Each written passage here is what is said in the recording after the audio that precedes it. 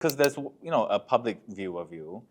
Like personally, do you think, I wish people realize everything I do comes from this place? I would say the public view is depends on which public you're talking about.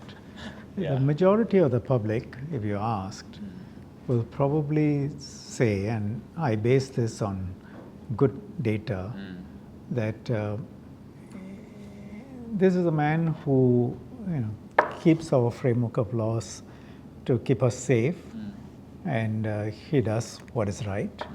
And some of them require him to be tough, but we are glad because we are safe and our children are safe, and Singapore is very different from most other places. Yeah. And in other areas, he pushes the boundaries to try and make sure that there is change. I'm not sure people have a detailed understanding of what we do, but I think by and large they understand the government, and it's not an individual minister, it's a cabinet as a whole that works on these policies.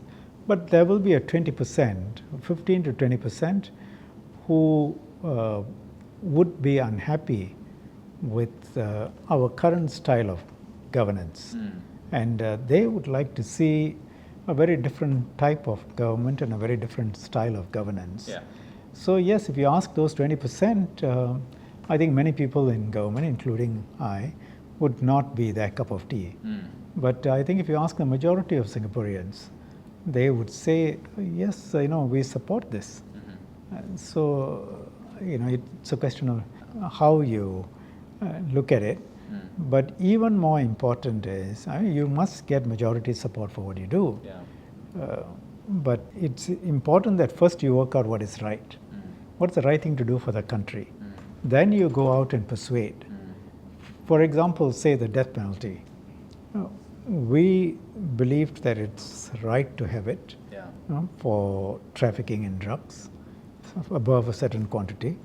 And we went out and explained, and as I said elsewhere, I noticed a discernible shift in that nearly between 7 to 8 out of 10 persons support. So, if you say, okay, it's a tough policy, this is the minister in charge of, having the policy in our books. So he is tough. If you ask the 20% who oppose it, a part of the 20%, not the entire 20%, would be extremely unhappy. And they are quite vocal. Yeah. The 75 to 80% who are supportive are not going to go out there and engage in protest. They're just glad that they live in Singapore. Yeah. And my question is, can I live in peace with myself and sleep with a clear conscience if I do something that actually results in more people dying, which I'm sure will happen if we loosened up some of these laws.